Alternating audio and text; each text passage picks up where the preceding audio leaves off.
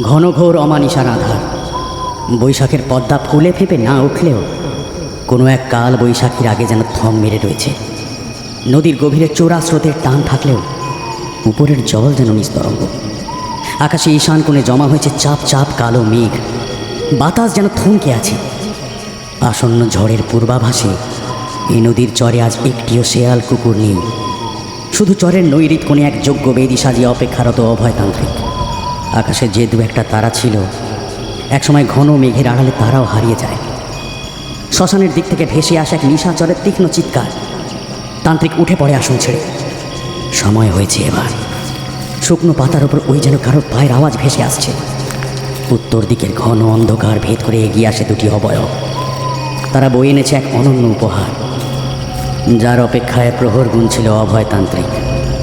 পদ্মার ওপারে রাজশাহী থেকে অবিভক্ত এপার বাংলায় যার আশায় এসেছিল এই তান্ত্রিক, আজ তার মনোকামনা পূর্ণ হবে। অবশেষে পাওয়া গিয়েছে এই সতী নারীর পবিত্র দেহ। পূর্ণ যৌবনের প্রকাশ তার শরীরে। স্বল্প বস্ত্রের আড়ালে স্পষ্ট উঁকি দিচ্ছে তার তনুলতার নানান বিভঙ্গ। এক লহমা দেখলে মনে হয় এ নারী নিষ্প্রাণ নয়, শুধুই ঘুমন্ত। আজ অভয়তান্ত্রিক বসবে সব সাধনায়, জাগিয়ে তুলবে এক অমোঘ শক্তিকে। আর তারপর বারাণসীর গঙ্গার ঘাটে গুরুদেবের থেকে শেখা সেই গুপ্তবিদ্যার আজ সে প্রয়োগ করতে চলেছে এই নারী দেহের উপর। যজ্ঞবেদীর সামনে নির্দিষ্ট জায়গায় দেহটা রেখে অবয়ব দুটি তাড়াতাড়ি ফিরে যেতে চায়। পদ্মাপাড়ের বাতাস যেন আজ থমকে গিয়েছে। নদীর কুলুকুলু ধ্বনিও আজ স্তব্ধ। দুপা হেঁটে আঁশ শেওড়া গাছের নিচে পৌঁছতেই আকাশের বুক চিরে ঝলসে ওঠে বিদ্যুৎ রেখা। সভয়ে থমকে দাঁড়ায় ওরা দুজন। ওরা কি ঠিক শুনছে? ঠিক পিছন থেকে ভেসে আসছে এক নারীর ইনিয়ে বিনিয়ে কান্না। কিন্তু এই ঘোর অমাবস্যায় মধ্যরাতে এই পদ্মার চরে নারী আসবে কোথা থেকে? যে দেহ তারা বহন করে নিয়ে এলো সে তো মৃতদেহ। অন্তত 8 ঘন্টা আগে কবিরাজ জবাব দিয়ে গিয়েছিল। কিন্তু ওই তো আবার কানে আসে কান্নার আওয়াজ। কোনো ভুল নেই, এ কান্না এক নারীর অতৃপ্ত কান্না। দিক বিদিক জ্ঞান হারিয়ে ছুটতে শুরু করে দুজনে।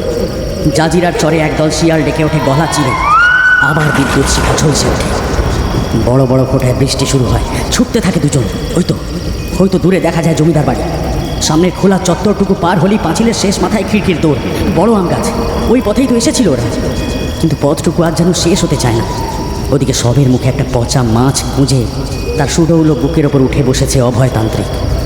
গুরুদেবের শেখানো সব নিয়ম একে একে পালন করতে থাকে সে। সতী নারীর মৃতদেহ সঙ্গমের পর যখন তাকে জাগাতে যাবে সে, ঠিক তখনই বড় বড় ফোঁটায় নেমে আসে বাড়ি ভাড়া। যজ্ঞাগ্নি নিভু নিভু। শ্মশানের কাঠ গুঁজে ধুনি ছিটিয়ে দিতেই বরুণদেরকে অগ্রাহ্য করে অগ্নিদেব যেন চলে ওঠে। কচর মচর শব্দে মুখ ঘুরিয়ে অভয় দেখে সব সেই কাঁচা মাছ প্রায় চিবিয়ে খেয়ে নিয়েছে। এবার সেই বিশেষ মন্ত্র, এই সবের ভেতর পিশাচকে আহ্বান করতে হবে যে নিয়মে। কিন্তু কি যেন একটা ভুল হয়েছে মনে হচ্ছে। বিস্মিত অভয় তাকিয়ে দেখে উঠে বসেছে সেই অষ্টাদশী তরুণীর সব। যেন এক অদ্ভুত জাদু শক্তিতে হঠাৎই প্রাণবন্ত হয়ে উঠেছে তার স্তন যুগল। অপূর্ব সুন্দরী সেই উদ্ভিন্ন যৌবনা তরুণীর ঠোঁটের কোণে মৃদু হাসির আভাস। দুহাত বাড়িয়ে যেন তাকে আহ্বান করছে সে। মেয়েটির রক্ত শূন্য ফ্যানকাশে শরীর তাকে ডাকছে। দু চোখ যেন জ্বলে ওঠে সবে।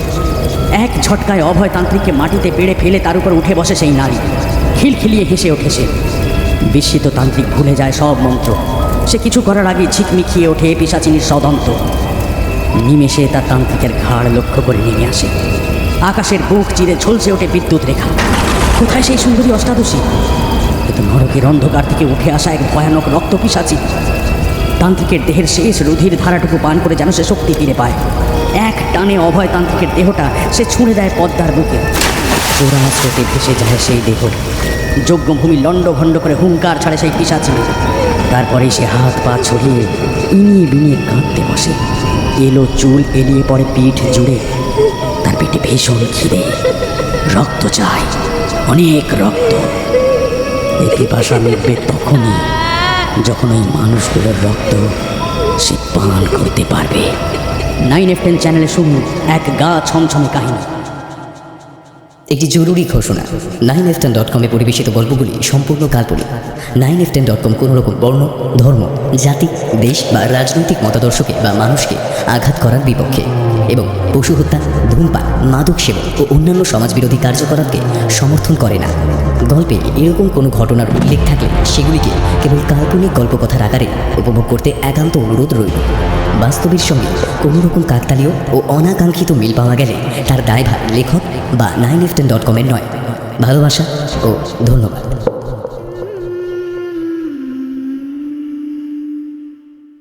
9ften.com-এ আপনারা শুনছেন লেখিকা দেবদত্তা বন্দ্যোপাধ্যায়ের লেখা অতৃপ্ত কান্না অবলম্বনে পদ্মাবতী মহলের সেই ঘটনা। ভালো লেগেছে, খারাপ লেগেছে, দারুণ লেগেছে, আপনার মনের মধ্যে যাই প্রতিক্রিয়া হোক অবশ্যই একটি কমেন্ট করে জানান। আপনার কমেন্টের জন্য আমরা অপেক্ষায় থাকলাম।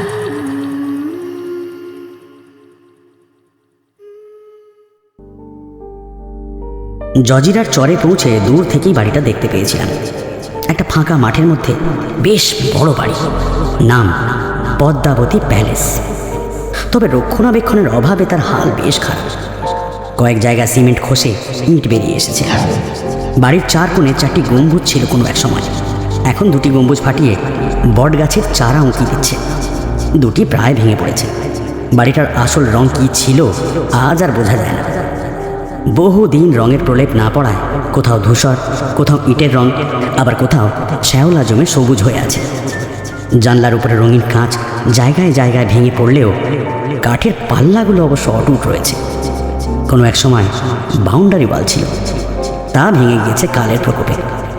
বাড়িটার চারপাশটা কেমন যেন নেড়া নেড়া। এক পাশে একটা শ্যাওড়া গাছ ঢালপালা মেলে দাঁড়িয়ে। আমি অবশ্য শ্যাওড়া গাছ আগে কখনো দেখিনি বা চিনি না।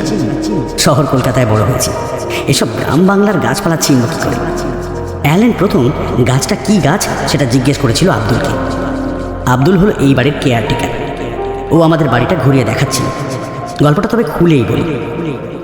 কলকাতা থেকে আমরা 4 বন্ধু, 2 বান্ধবী আর অ্যালেন হঠাৎ করে এসেছিলাম এই নবাবপুরে। আমাদের বন্ধু যশ হোটেল ব্যবসার সঙ্গে জড়িত। বাড়িটাও কিনবে বলে কথাবার্তা প্রায় পাকা হয়ে গিয়েছিল। তখন ওর কানে আসে বাড়িটার একটা বদনাম রয়েছে, বাড়িটার দামটাও বেশ কম। তাই আমাদের আগমন এই নবাবপুরে জজিরার চরে। নিজের চোখে বাড়িটা দেখতে চাই আমরা। আসলে হঠাৎ করে আমাদের এই নবাবপুর আসার পেছনেও একটা গল্প রয়েছে, আগে তবে সেটাই বলিনি। ও এখনও তো আমার নিজের পরিচয়ই দিইনি। আমি অনন্য সরখেল, হৃদয়ের ডাক্তার, কলকাতার একটা সুপার স্পেশালিটি হাসপাতালের সঙ্গে যুক্ত। সুযোগ পেলেই বেরিয়ে পড়ি ঘুরতে। তবে হ্যাঁ, সুযোগ খুব কমই পাই। ডাক্তারি এমন একটা পেশা যেখানে সময়, সুযোগ এবং ছুটি খুব কমই পাওয়া যায়। সেদিন কোনো বড় অপারেশন ছিল না, হাসপাতাল পেশেন্ট কম। রাউন্ড দিয়ে এসে নিজের চেম্বারে বসতেই মুঠো ফোনটা বেজে উঠেছিল। ট্রু কলারের নামটা দেখে লাফিয়ে উঠলাম। এত বছর পর রায়ানের ফোনটা পেয়ে খুব আনন্দ হয়েছিল। প্রায় 5 বছর যোগাযোগ বিচ্ছিন্ন ছিলাম আমরা। সেই রায়ান যখন ফোন করে বলল, কেমন আছিস অনন্য, চিনতে পারছিস? চমকে উঠেছিলাম। এই ব্যারিটোন যে একবার শুনেছে ভুলবে কি করে? আমাদের মেডিকেল কলেজে সব অনুষ্ঠান পরিচালনা করতো এই ব্যারিটোন। রায়ান, এতদিন পর তুই কোথায়? দেশে ফিরেছিস? হ্যাঁ, 3 দিন আগে। কাল তো রবিবার, সন্ধ্যায় চলে আয় আমার বাড়ি। তাকে তার যশও আসছে, বহু বছর পর ছুটিয়ে আড্ডা। রায়ান বলল। চট করে আমার অ্যাপর ডায়েরিতে চোখ বুলিয়ে নিয়ে বলি, আরে হ্যাঁ, কাল সন্ধ্যার পর আমি ফ্রি আছি। তোদের দমদমের বাড়িতে যাবো তো? হ্যাঁ, মেহেককে নিয়ে আসবে, কিন্তু সাক্ষীও আসবে যশের সঙ্গে। রাতে খেয়ে ফিরবি। আমি বললাম, মেহেক যাবে কিনা জানি না, ওর নাচের ক্লাস থাকে প্রায় রাত 9টা পর্যন্ত। তবে আমি পৌঁছে যাব। আরে মেহেককে বলবি একটা দিন ক্লাস ফাঁকি দিয়েই আসতে। কত বছর দেখা হয় না বলতো। তা তুই ঠিক দেশে ফিরলি কবে? বিয়ে করেছিস? আরে কোথায় আছিস এখন? এবার কি এদেশে সেটেল করবি? আমার র্যাপিড ফায়ারের মতো ধেয়ে যাওয়া প্রশ্নের উত্তরে একটু হেসে রায়ান বলল, আরে সব কি ফোনেই শুনে নিবি নাকি? কাল আয় বাড়িতে, আড্ডা হবে বললাম তো। তুই তখন তোর সব প্রশ্নের উত্তর পেয়ে যাবি। আজ রাখছি, কাল যেন ভুলে যাস না। রাখলাম, হ্যাঁ, বাই। বাইরে ঝিরঝিরে বৃষ্টি হচ্ছে। বৃষ্টি ভেজা ছাতিম ফুলের গন্ধ ভেসে আসছে খোলা জানলা দিয়ে। মনে পড়ে গেল সেই মেডিকেল কলেজের দিনগুলোর কথা। আমি, রায়ান আর সাকিব একটাই ঘরে থাকতাম। যশ অবশ্য জোকাতে হোটেল ম্যানেজমেন্ট পড়ছিল সেই সময়। তবে মাঝে মধ্যেই ও আমাদের সঙ্গে আড্ডা মারতে আসতো। যশ আর রায়ান আমার ছোটোবেলার বন্ধু, যদিও স্কুলটা আলাদা। সাকেতের সঙ্গে পরিচয় হয়েছিল মেডিকেল কলেজে গিয়ে। তবুও আমাদের 4 জনেরই বন্ধুত্ব ছিল চোখে পড়ার মতো। কি সুন্দর ছিল সেই দিনগুলো। ডাক্তারি পাশ করে অবশ্য রায়ান ছিটকে গিয়েছিল। বিদেশে একটা স্কলারশিপ নিয়ে ও পোস্ট গ্র্যাজুয়েশন করতে চলে গিয়েছিল। সাকেত মুর্শিদাবাদ ফিরে গিয়েছিল একটা হাসপাতালে চাকরি নিয়ে, আর আমি সার্জারি পড়তে চলে গিয়েছিলাম দিল্লি। আর যশ গোয়ায় কাজ করছিল একটা হোটেলে। ফোনে টুকটাক কথা হলেও দেখা সাক্ষাতের অভাবে যোগাযোগটা ক্ষীণ হয়ে গিয়েছিল। 2 বছর হলো আমি কলকাতায় ফিরে একটা প্রাইভেট হাসপাতালে ঢুকেছি। গত বছর যশ ফিরে এসেছিল কলকাতায়। ওর এখন নিজের ব্যবসা, পাহাড়ে হোটেল নিয়েছিল, মাঝে মধ্যে দেখাশোনা করতে যায়। সাকেত কোনো কাজে কলকাতায় এলেই দেখা করে। রায়ানের সঙ্গে যোগাযোগটা কীভাবে যেন ছিন্ন হয়ে গিয়েছিল। সেই কলেজ লাইফ থেকে মেহেক আমার বাগদত্তা। প্রথমে মেডিকেল পড়তে এলেও পড়া ছেড়ে নিজের প্যাশন নাচ নিয়ে এগিয়েছিল মেহেক। এই মুহূর্তেও একজন নামকরা নৃত্যশিল্পী। সাক্ষী মেহেকের বান্ধবী। ও কলকাতার একটা নামী স্কুলের ফিজিক্সের টিচার। যশের সঙ্গে 5 বছর ধরেই ওরা একটা বেশ মিষ্টি সম্পর্ক গড়ে উঠেছে। এই শীতে ওরা বিয়েও করবে শুনতে পাচ্ছিলাম। মেহেক অবশ্য এখনও বিয়ের কথা ভাবেনি, ও নিজের নাচ নিয়েই ব্যস্ত। পরদিন সন্ধ্যা 7টায় আমি যখন দমদমে পৌঁছালাম, আকাশ কালো করে বৃষ্টি নেমেছিল। নাগের বাজারের পর যশোর রোড থেকে একটা সরু গলি বাঁদিকে কিছুটা ঢুকে গিয়েছে। পাশেই ক্লাইভ হাউস, তার পাশের হলুদ দোতলা বাড়িটা রায়ানদের বাড়ি। একসময় এই বাড়িতে আমরা বহু আড্ডা দিয়েছি। বাড়িটার বয়স 100 বছরের কাছাকাছি। এবার এসে বাড়িটাকে যেন কেমন বিষণ্ণ রুগ্ন বলে মনে হচ্ছিল। এই হয়েছে আমার এক সমস্যা। ডাক্তার হওয়ার পর থেকে জড়বস্তুদের মধ্যেও আমি রোগের লক্ষণ দেখতে পাই। পুরনো বাড়ি দেখলেই আমার মনের মধ্যে কেমন যেন একটা অনুভূতি পাক খায়। আসলে বাড়িটার সামনে বরাবর দেখতাম ফুলের বাগান। এবার দেখলাম তা আগাছায় ভরে গিয়েছে। পশ্চিম দিকের যে পুকুরে একসময় কত স্নান করেছি তা পানায় ভরা। বাড়িটা বোধহয় বহু বছর রং হয়নি। রায়ান তো থাকেই না এখানে। রায়ান আমাদের উপরতলার হলঘরে এনে বসালো। বাড়ির বাসিন্দা বলতে রায়ানের এক পিসিমা আর 2 জন কাজের লোক। 4 বছর আগে এক দুর্ঘটনায় রায়ানের মা বাবা মারা গিয়েছিল। খবরটা পেয়েছিলাম, তখন আমি দিল্লিতে। আর তাছাড়া রায়ান সে সময় লন্ডনে। ও নিজেও খবরটা পেয়ে নাকি আসতে পারেনি। ঢুকে দেখি আমার আগেই পৌঁছে গিয়েছিল যশ আর সাক্ষী। সাক্ষী যশের সঙ্গেই এসেছিল। মেহেক আগেই বলেছিল যে 8টার আগেও আসতে পারবে না। যে বৃষ্টি শুরু হয়েছিল তাতে মনে হয় না ও আর আসতে পারবে। রায়ানের এক বন্ধু এসেছিল বিদেশ থেকে, অ্যালেন। রায়ান পরিচয় করালো। ভাঙা ভাঙা বাংলায় হাত তুলে অ্যালেন বলল, নমস্কার, কেমন আছেন সবাই? এক বিদেশির মুখে বাংলা শুনে আমরা তো বেশ অবাক। রায়ান হেসে বলল, আরে অ্যালেনের ঠাকুমা ছিলেন বাঙালি। ওর দাদু এদেশে এসেছিল সেই 3য় বিশ্বযুদ্ধের সময়। ঠাকুমা বিয়ের পর দাদুর সঙ্গে লন্ডনে চলে গেলেও ছেলে এবং নাতিকে বাংলাটা শেখাতে চেষ্টা করেছেন। আমি কিন্তু নিজের ইচ্ছায় বেঙ্গলি শিখেছি। ভাষাটা ভেরি সুইট, রসগোল্লার মতো মিষ্টি। আমি টেগরের বই পড়েছি।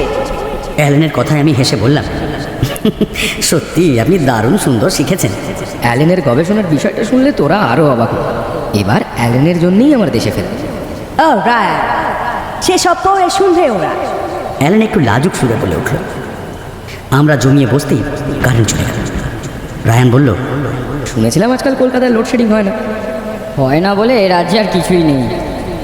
ঘন ঘোর অন্ধকারেই সাকেত বলল। কিছুক্ষণ পর কয়েকটা মোমবাতি ধরিয়ে দিয়ে গেল দিলু কাকা।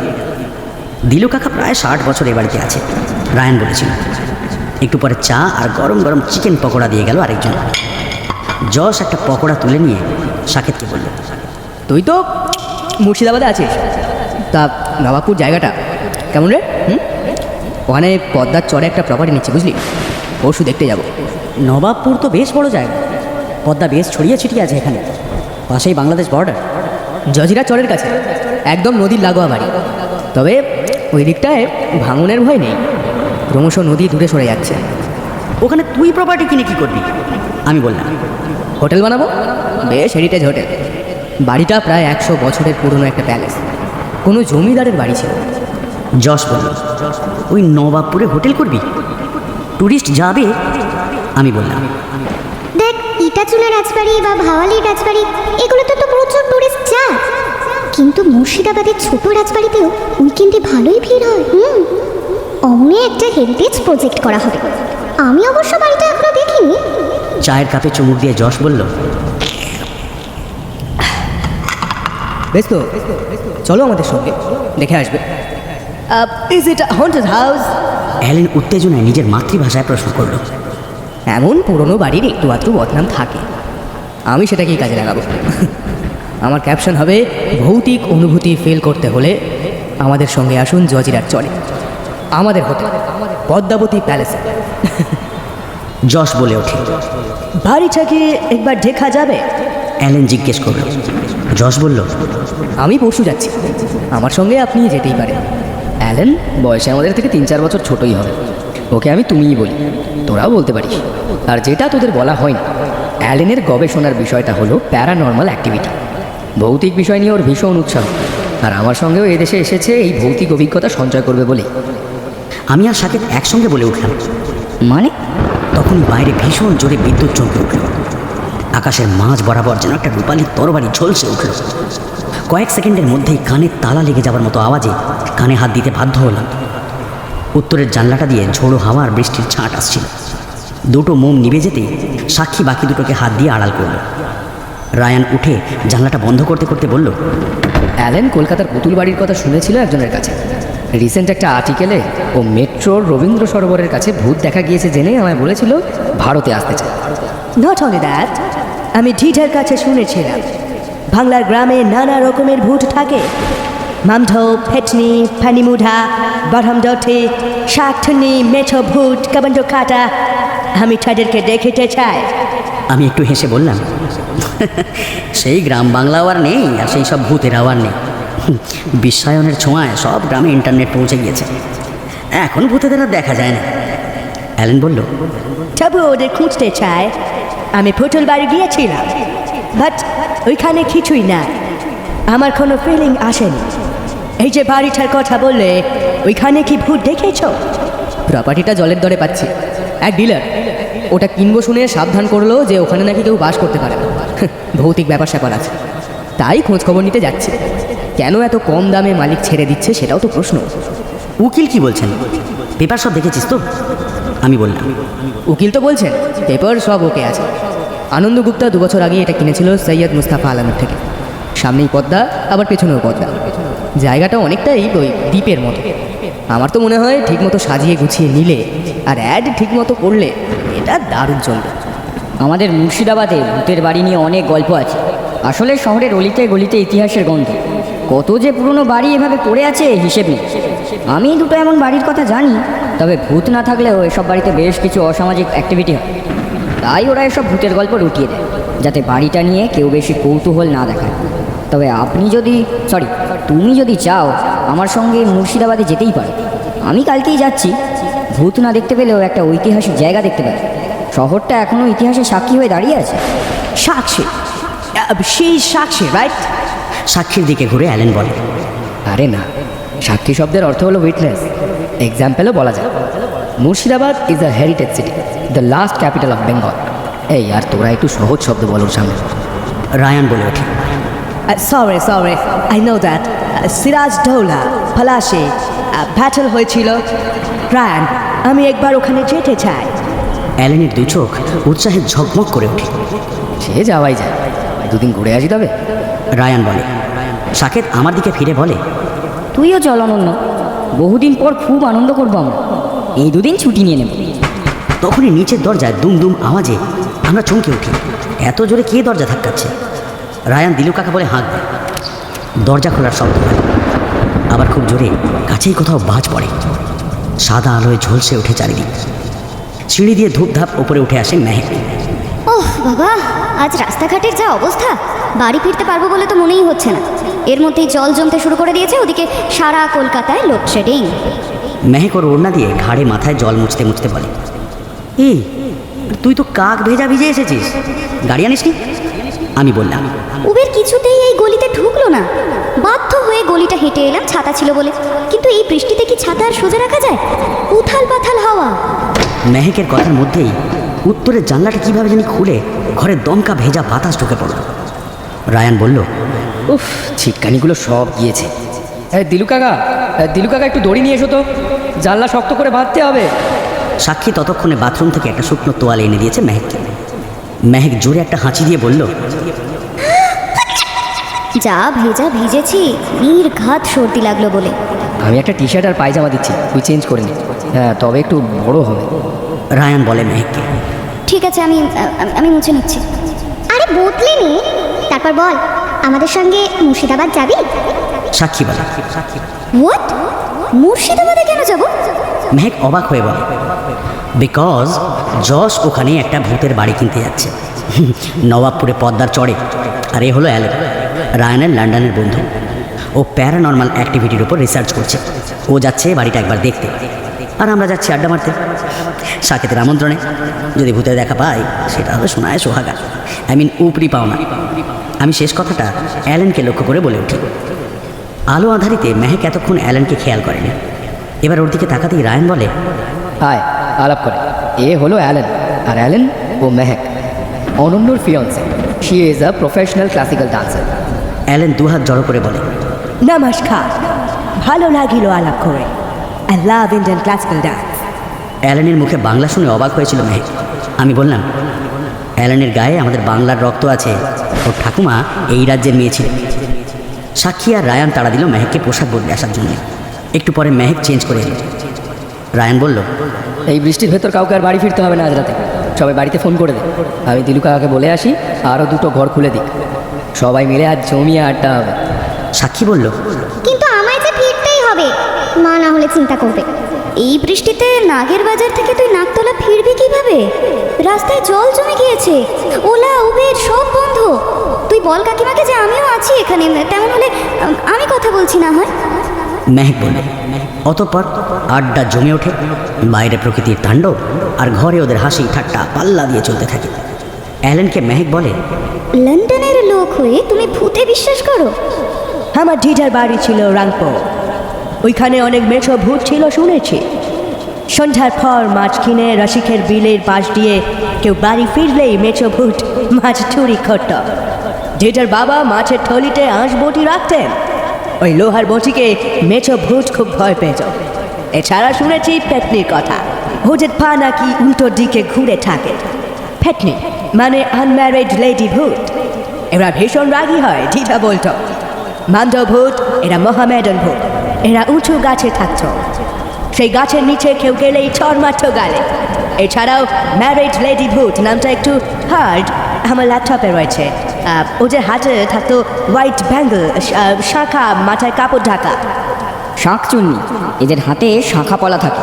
নতুন বিয়ের পরে বউগুলো অপঘাতে মরলে শাঁখচুন্নি হতো, আমিও শুনেছি।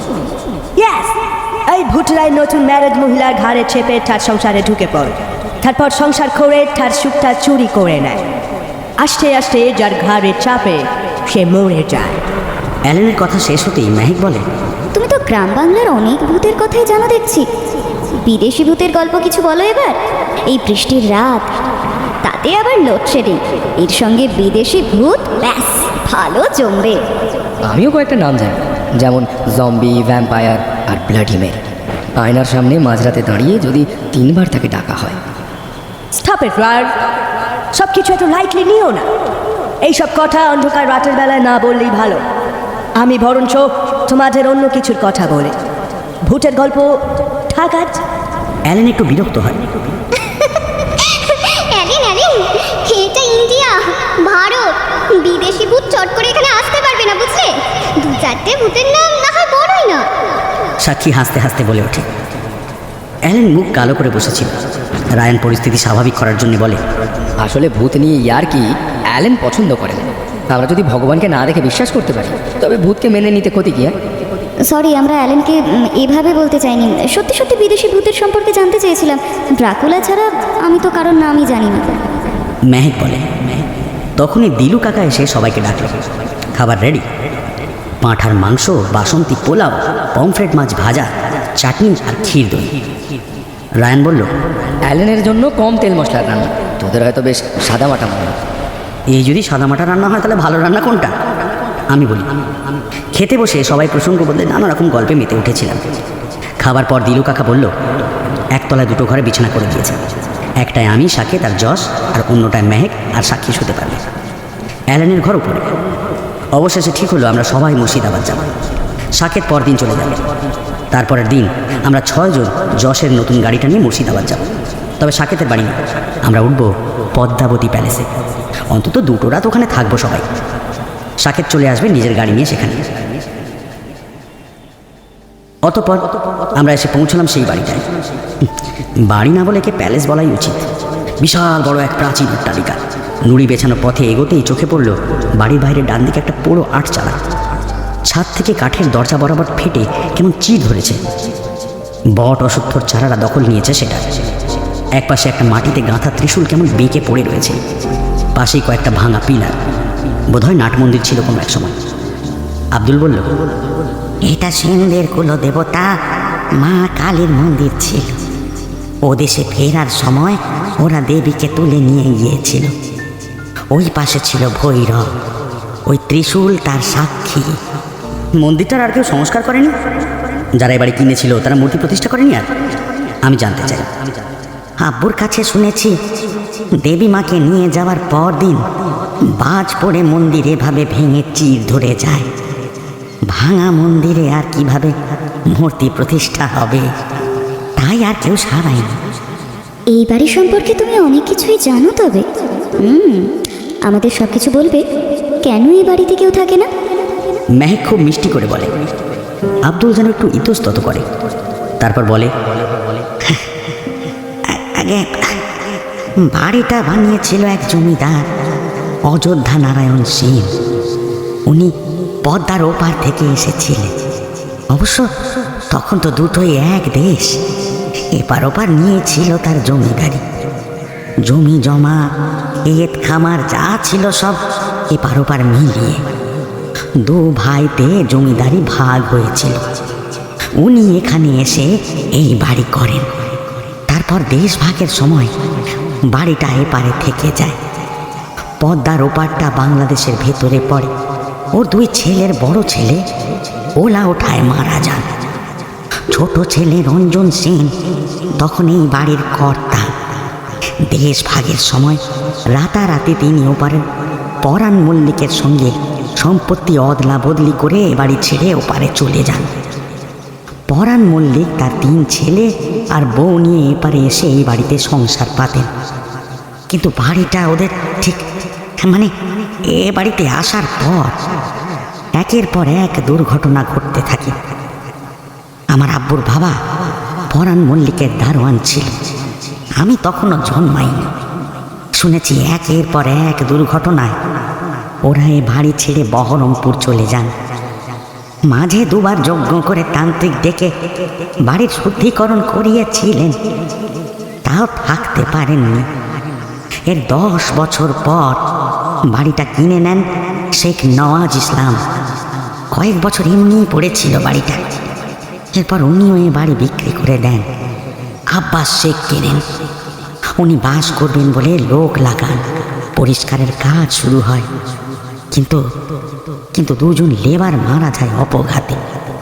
অপঘাত বলতে কিভাবে? আমি আব্দুলের কথার মাঝে আবার জানতে চাই। সেবারে খুব গরম পড়েছিল শুনেছিলাম। লেবাররা ছাদে ঘুমিয়েছিল। আমার আব্বু তখন জোয়ান, এবারে দেখাশোনা করত। শুনেছিলাম ছাদ থেকে লাফিয়ে পড়েছিল 2জন লেবার, কিন্তু ওদের শরীরে নাকি রক্ত ছিল না। তা এটা কত বছর আগের কথা? সাক্ষী জানতে চাই। এই ধরুন 67 বছর। এর 5 বছর পর আমার জন্ম। আমি তো এই বাড়িতেই বুড়ো হলাম। মালিকানা বদলালেও আমরা বরাবর এ বাড়ির দেখাশোনা করে এসেছি। এই বাড়িতেই থাকো তোমরা? অ্যালেনের মুখে বাংলা শুনে অবাক হয় আব্দুল। মাথা নেড়ে বলে যে এ বাড়িতে রাতের বেলা কেউ থাকে না। তোমার বাড়ি কোথায়? এবার মেহেক জানতে চায়। আমি পাশের গ্রামে থাকি। ওখান থেকেই সাইকেলে আসি মাঝে মধ্যে। ঝাড়ু পোছা করি কেউ এলে। কত হাত বদল তো হলো এ বাড়ি, কেউ থাকতে পারল না। আমায় একটা কথা বলো, যারা বাড়িটা কিনেছে কেউ থাকতে আসেনি? জজ জানতে চায়। এসেছে তো। এরপর যিনি কিনেছিলেন প্রফুল্ল চৌধুরী বড় করে পুজো করিয়েছিলেন। ছেলে বউ নাতি নিয়ে ঘটা করে গৃহপ্রবেশ করে থাকতে এসেছিলেন। প্রথমে গেল নাতিটা। দ্বিতীয় দিন দুপুরে একা একা ছাদে উঠেছিল। কিভাবে যেন পড়ে যায়। পাঁচিল টপকে পড়লো কিভাবে কেউ বুঝতে পারেনি। ওদিকে একটা বড় আম গাছ ছিল, বোধহয় আম পাড়তে উঠেছিল ছাদে। তার তারপর নাগাল পেতে পাঁচিলে উঠেছিল। এর 3 দিন পর বউটা ছেলের শোকে পাগল হয়ে ওখান থেকেই লাফিয়ে পড়ে মারা যায়। কিন্তু কিন্তু অনেকেই বলে বউটার শরীরে রক্ত ছিল না। এরপর প্রফুল্ল চৌধুরীর সন্ন্যাস রোগ হয়, শরীরটা পড়ে যায়, ছেলে কলকাতায় নিয়ে চলে যায়। তারপর 5 বছর পর এ বাড়ি কিনে নেয় হারান মোহাম্মদ, কিন্তু থাকতে পারেনি। এ বাড়িতে ঢুকতেই ওর বিবি সিঁড়ি থেকে পড়ে গিয়ে কোমর ভাঙে। এরপর একজন পীর বাবা এসেছিলেন ওদের অনুরোধে। সেই পীর বাবা বলেছিলেন এ বাড়িতে দোষ আছে, কোনো পিশাচের দৃষ্টি লেগেছে এ বাড়িতে। তারপর থেকে 2 বার হাত বদল হলেও কেউ থাকেনি এসে। আসলে সবাই থাকতে ভয় পায়। আব্দুল বলল, এখানকার মালিক কেন ছেড়ে দিচ্ছে? জজ জানতে চায় এবার। গত বছর একটা সিনেমা কোম্পানি ভাড়া নিয়েছিল শুটিং করবে বলে। শুটিং শুরুর আগেই দলের 2 জন লোক ছাদ থেকে পড়ে মারা যায়। এরপর মালিকের ছেলে ইয়ার বন্ধু নিয়ে রাত কাটাতে এসেছিল। প্রথম রাতে সবাই মদ খেয়ে ঘুমিয়েছিল। সকালে দেখে মালিকের ছেলে আরিয়নের কুকুরটার কে ঘাড় মটকে দিয়েছে। সাদা লোমে মোড়া কুকুরটা মরে পড়ে আছে। তবুও জেদ ধরে আরেকটা রাত ছিল ওরা। এবার ওর এক বন্ধু হারিয়ে যায়। লোকে বলে মদের নেশার ঘরে পদ্মায় তলিয়ে গিয়েছে। এমন অনেক বদনাম আছে বাবু। আমি বলি কি, আপনারা দেখে শুনিয়ে দিনে মানে ফিরে যান, শহরে গিয়ে থাকুন, আবার কাল আসবেন দিনের বেলায়। যশ বেশ গম্ভীর স্বরে বলে, বাড়িটা আগে ঘুরে দেখি। আমি তো এখানে থাকবো বলেই এসেছি, কিনবো যখন তখন থাকতে তো হবেই। আব্দুল আর কোনো কথা বলে না। গাড়ি বারান্দার ছাদটা ঝুলে পড়েছে বিপজ্জনকভাবে। বড় কাঠের দরজার বেশ মোটা তালা। আব্দুল মোট 3টে চাবি দিয়ে তালা খুলতেই ক্যাঁচ করে শব্দ করে সেই সেগুন কাঠের দরজা খুলে যায়। এক ঝলক পদ্মার শীতল বাতাস ভেসে আসে ভেতর থেকে। সামনে একটা বড় টানা বারান্দা, মাঝে বড় উঠোন, বারান্দার চারিদিকে ছোট ছোট ঘর, মনে হয় কাজের লোকেরা থাকত। তারপর সামনে একটা বড় ঘর, তবে আসবাব বিশেষ নেই, ঘরটা ফাঁকাই বলা চলে। ঘরের মাঝের চওড়া লাল সিঁড়ি বেয়ে উপরে উঠে আবার একটা বড় কারুকাজ করা সেগুন কাঠের দরজার কাছে এসে দাঁড়ালাম আমরা। আব্দুল বড় বড় চাবি দিয়ে দরজা খুলতেই একটা পুরনো ভ্যাপসা গন্ধ ভেসে এলো। এটা একটা বড় বৈঠকখানা ঘর। ঘরের দুদিকে সোফা সেট, টি টেবিল, মেঝেতে মোটা গালিচা, দুধারে 2টো ঝাড়বাতি। ঘরের দুদিকে 2টো প্যাসেজ, মাঝখান থেকে চওড়া সিঁড়ি উঠে গিয়েছে ওপরে। ঘরের চারিদিকে আলমারি, কিছু শোপিস, কিছুতে সেরামিক ও ধাতুর বাসন। দেওয়ালে 2টো জং ধরা তলোয়ার চোখে পড়ল। 2টো অয়েল পেন্টিং সাদা কাপড় দিয়ে ঢাকা। দেওয়ালে কিছু জন্তুর মাথা ঝুলে ঢাকা পড়েছে। সব কিছুর উপরেই পুরো ধুলো রাস্তবন। যশ বলল, আব্দুল ভাই, মালিক নিশ্চয়ই এই বাড়ি পরিষ্কার করবার জন্য তোমায় মাইনে দেন, কিন্তু দেখে তো মনে হচ্ছে তুমি মাসে একবার এই বাড়িতে ঢোকো না। হুজুর, আমি কেউ এলে ঘর দেখাই শুধু, এ বাড়িতে একা ঢোকার সাহস আমার কেন? এ গ্রামের কারোর নেই। দেখুন না, ফাঁকা বাড়ি, অথচ জানলা দরজা অটুট, কিছুই চুরি হয়নি। কেউ ভয়ে এ বাড়ির ত্রিসীমানায় আসে না। কিন্তু কেন? আমি বলি, অ্যালেন এতক্ষণ ঘুরে ঘুরে ঘরের চারদিক দেখছি। ছেলেটা কথা কম বলে। আমার প্রশ্নের উত্তরে সে বলে, কেউ তো আছে এখানে, আমি ফিল করছি। এ বাড়ির বাইরে আগে ইটের পাঁচিল ছিল, বড় লোহার গেট ছিল, বাগানে ফলের গাছ ছিল। একবার পদ্মার বন্যায় পাঁচিল ধুয়ে যায়, বেশ কিছু গাছ মরে যায়। এখন শুধু ওই শেওড়া গাছ আর পেছনে একটা নিম আর গাব গাছ আছে। 2-1বার চোর ঢুকেছিল, কিন্তু তাদের বডি কখনো পদ্মার চরে পাওয়া গিয়েছে, কখনো এই মাঠে। সেসব ঠিক আছে, আমরা থাকবো বলে 3টে ঘর পরিষ্কার করে রাখতে বলেছিলাম। যশের কথায় আব্দুল ব্যস্ত হয়ে ওঠে। বলে, আমি লোক দিয়ে কাল ওপরের 4টে ঘর পরিষ্কার করে রেখেছি, তবে এই ঘরটায় ওরা হাত দেয়নি। উপরের ঘরগুলোর পেছনে পদ্মা নদী, দারুণ ভিউ পাবেন। আর দুপুরের খাবার একটু পরেই চলে আসবে। তবে রাতে এদিকে কেউ আসতে চায় না। আপনারা রাতটা যদি শহরে কাটান। আব্দুল, আমি এই বাড়িটাকে কিনে হোটেল বানাবো, প্রচুর টুরিস্ট আসবে, আর আমরা যশের কথা শেষ হলো না, ঝনঝন করে উপরে কাঁচের কিছু ভেঙে পড়ল। আমরাও সেই আওয়াজে দৌড়ে সিঁড়ি দিয়ে উপরে উঠে এলাম। উপরে সিঁড়ির মুখে একটা বড় ঝাড়বাতি ভেঙে কাঁচের টুকরো ছড়িয়ে পড়েছে লাল রংচটা কার্পেটের উপর। অসাবধানতায় উঠে আসতেই মেহেকের পায়ে একটা টুকরো কিভাবে যেন গেঁথে গেল। ঝরঝর করে রক্ত বেরিয়ে পড়ল। আমি রুমাল দিয়ে চেপে ধরলাম। সাকেত কাঁচের টুকরোটা বের করে বলল, ওর গাড়িতে ফার্স্ট এড কিট রয়েছে, কাউকে নিয়ে আসতে। সাকেত মুর্শিদাবাদ থেকে নিজের গাড়ি নিয়ে এসেছি। রায়ান ছুটে গেল বাইরে। সিঁড়িটার এমন অবস্থা, সাবধানে না হাঁটলে যে কারোর পায়ে কাঁচ ঢুকে যাবে। যশ বলল, কাল ঝোল ঝাড়তে গিয়ে বোধহয় এটাকে ঠিক করে লাগাইনি তোমাকে। স্যার, সে চায় না আপনারা এখানে থাকুন, তাই। ভয়ে ভয়ে কেঁপে যায় আব্দুলের গলা। যশ বলে, what rubbish you are talking? আর সেটা আবার কে? হ্যাঁ, রক্ত পিশাচ যে এই বাড়িতে থাকে তার নাম নিতে নেই। আব্দুল ফিস ফিস করে বলে, যত সব ফালতু কথা। কেউ তো আর নিজেদের দোষ স্বীকার করবে না। না, এবার লোক ডেকে এসব পরিষ্কার করো। সাক্ষী বলে ওঠে, অ্যালেন বাড়িটায় ঢোকার পর থেকে ভীষণ চুপচাপ হয়ে গিয়েছে। ও আস্তে আস্তে কার্পেটটা একধার থেকে তুলে কিছুটা ভাঁজ করে রাখল। নিচে সাদা কালো খোপ কাটা মেঝে বেরিয়ে পড়ল। আমি মেহেককে পাঁজা কোলে করে তুলে নিয়ে বলি, কোন ঘরে যাবো বলো এবার? আব্দুল বাঁদিকের একটা ঘর তাড়াতাড়ি খুলে দেয়। এই ঘরটা একটু পরিষ্কার, বিছানায় ধবধবে সাদা চাদর পাতা হয়েছে। জানলা খুলে দিতেই পর্দার উপর থেকে এক ঝলক ঠান্ডা হাওয়া ভেসে আসে। মেহেককে বিছানায় শুইয়ে দিই। রায়ান ফার্স্ট এড বক্স নিয়ে এসেছিল। সাকেত পাশের বাথরুম থেকে হাত ধুয়ে এসে ড্রেসিং করে দেয়। একটা টিটেনাসও দিয়ে দেয়। ও যেহেতু গ্রামে ডাক্তারি করে, ওর ব্যাগে এসব রেডি থাকে সবসময়। সাদা চাদরে কতটা রক্ত লেগে গেল। ইস। মেহেক অপ্রস্তুত হয়ে বলে ওঠে, ইটস ওকে। তুই ঠিক আছিস তো? সাক্ষী ওর পাশে গিয়ে বসে। হ্যাঁ রে, এসব কাকতালীয় ব্যাপার, আমি ভূত মানি না।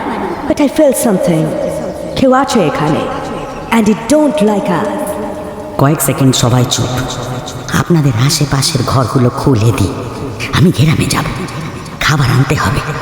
আর বলছি কি, এই রাতে রুটি মাংসটা যদি বিকেলে দিয়ে যাই, একটা গ্যাস স্টোভ রেখে যাব, গরম করে নিলে একটু। ঠিক আছে, যাও। শোনো না, তাড়াতাড়ি আসবে কিন্তু, হ্যাঁ, কারণ লোক দিয়ে ভাঙা কাঁচটা তো পরিষ্কার করাতে হবে। আব্দুল চলে যেতেই সাকেত, যশ আর অ্যালেন আশেপাশের ঘরগুলো ঘুরে দেখে। বেশ বড় বড় ঘর, প্রতিটা ঘরের সঙ্গে বাথরুম রয়েছে। যদিও মনে হয় বাথরুমগুলো পরে তৈরি করা হয়েছে, কারণ 100 বছর আগে এমন ঘরের সঙ্গে বাথরুম তৈরি হতো না। বাথরুম থেকে পেছন দিকে ঘোরানো লোহার সিঁড়ি নেমে গিয়েছে। জমাদারের পথ। সবাই এসে আবার মেহেকের ঘরেই বসল। যশ বলল, মেহেক আর সাক্ষীকে এই ঘরে একা রাখা বোধহয় ঠিক হবে না। অনন্য, তুই এই ঘরে থাক, আমি আর সাক্ষী পাশের ঘরে থাকবো, আর ও ধারের দুটো ঘরে ওরা 3 জন। কেউ একা থাকবে না, আমরা সবাই আজ রাতে একটা ঘরেই থাকবো। সাকেত বলে, আচ্ছা আমরা না ডাক্তার, সায়েন্সের ছাত্র, কত মানুষকে যেমন জীবন দিয়েছি, বহু পেশেন্টের ক্ষেত্রে ফেলও করেছি। ওটি টেবিলে যখন কেউ মারা গিয়েছে তখন কেউ আত্মার দেখা পেয়েছিস? আরে ভূত বলে যদি কিছু থাকতো তবে তাকে কি দেখতে পেতাম না আমরা? তাই বলছি। আমার কথার মাঝেই সাকেত বলে ওঠে, এই প্লিজ এসব নিয়ে আলোচনা বন্ধ কর। আমি তো গ্রামের লোকের চিকিৎসা করি, এখানে অলৌকিক অনেক কিছুই দেখেছি, বুদ্ধিতে যার ব্যাখ্যা হয় না। আমাদের মেডিকেল সায়েন্স যেখানে ফেল করে, এসব তোদের বোঝাতে পারবো না। এসব নিয়ে তর্ক করিস না। তুই কি ভয় পাচ্ছিস ভাই? তোদের কিভাবে বোঝাবো যে এটা ঠিক ভয় নয়, এটা। আচ্ছা আচ্ছা, ভেবে দেখ, অ্যালেন তো লন্ডনের মানুষ, ও যখন বলছে ওরও কিছু নিশ্চয়ই মনে হচ্ছে। অ্যালেনের ভূত নিয়েই কাজ, ও ভূত বিশ্বাস করে, আমরা করি না। নিজের মনের উপর জোর রাখ, আমার তো অন্য কিছু মনে হচ্ছে। ওই আব্দুল চায় না যে আমরা এই বাড়িতে থাকি। পাশেই বাংলাদেশ, এসব খালি বাড়িতে স্মাগল গুডস থাকে, বেআইনি কাজ হয়, হিউম্যান ট্রাফিকিংয়ে ব্যবহার হয় খালি নির্জন বাড়ি। এই বাড়ির চাবি ওর কাছে থাকে, নিচে এত ঘর, ও হয়তো টাকা পায় এসবের জন্য। ও প্রথম থেকে আমাদের ভয় দেখাচ্ছে। ঝাড়বাতিটা এমনভাবে রেখেছিল যাতে পড়ে যায়, অথবা কাউকে দিয়ে ফেলিয়েছে। সে ওটা ফেলে যে কোনো একটা বাথরুমের ভেতরে জমাদারের সিঁড়ি দিয়ে পালিয়ে গিয়েছে। আমরা রাতটা একসঙ্গে এক ঘরে বসে কাটাতে পারলে সব থেকে ভালো হতো। এই খাটে মেয়েরা শুয়ে পড়ুক, আমরা গদি তুলে এনে মেঝেতেও শুতে পারি। ভূত নয়, আমাদের ক্ষতি করার চেষ্টা করবে কিছু মানুষ। আমি বলে উঠলাম, ঠিক বলেছিস, সেদিন অ্যালেনের থেকে বিদেশি ভূতের গল্প শোনার ডিউ ছিল। আজ না হয় তাই শুনবো। আমাদের দেশি পিশাচ বিদেশি ভূতের গল্প শুনে হয়তো এই বাড়ি ছেড়েই পালিয়ে যাবে।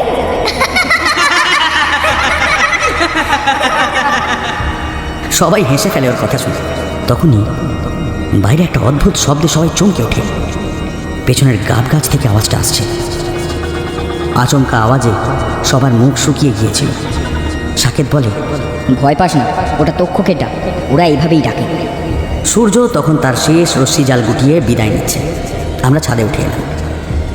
মেহেক আমার আর সাক্ষীর কাঁধে ভর দিয়ে ধীরে ধীরে উঠে এসেছিল। আসলে আব্দুলের ইচ্ছে ছিল না আমরা ছাদে যাই, ও চাবিও দিতে চাইছিল না। যশের জেদ চেপে গিয়েছিল, ও জোর করেই চাবিটা আদায় করেছে। আব্দুল 5:30টায় রাতের খাবার দিয়ে বেরিয়ে গিয়েছে। যশ নিজে নিচের দরজা আর সিঁড়ি দরজা বন্ধ করে এসেছে। তারপর সবাই ছাদে এসে বসেছি।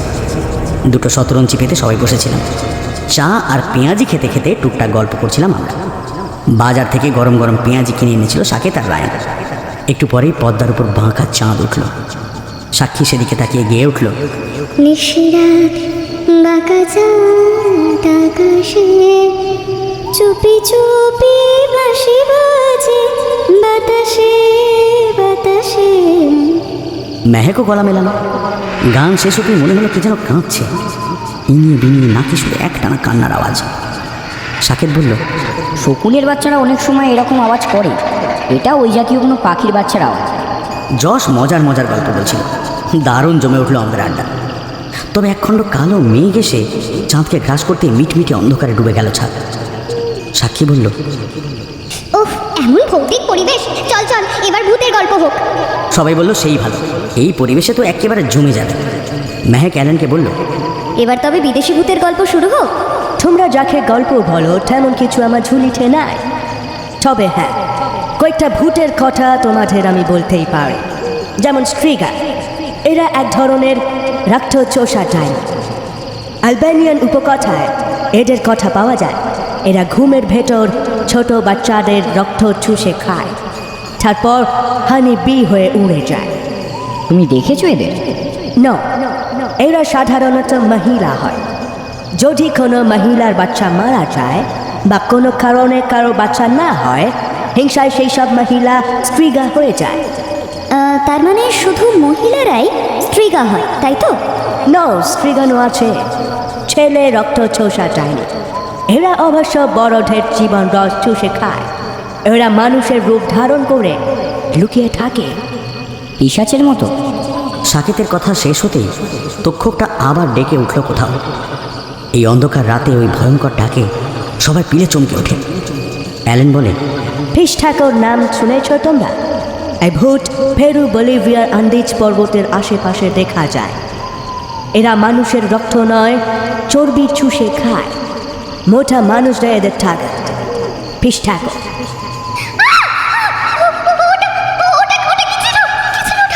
অ্যালেনের কথার ভেতরেই সাক্ষী ভীষণ জোরে চিৎকার করে ওঠে। ওর দৃষ্টি বরাবর আমরা সেই দিকে তাকাতেই মনে হলো পাঁচিলের উপর থেকে কেউ পড়ে গেল বা সরে গেল। রায়ান দৌড়ে যাচ্ছিল ওদিকে দেখতে। সাক্ষী ওর হাতটা টেনে ধরে বলে, প্লিজ প্লিজ প্লিজ যাস না, যাস না। তোরা তো দেখিস না, ওটা না যেটা ছিল বড্ড ভয়ঙ্কর ছিল রে, বড্ড ভয়ঙ্কর ছিল।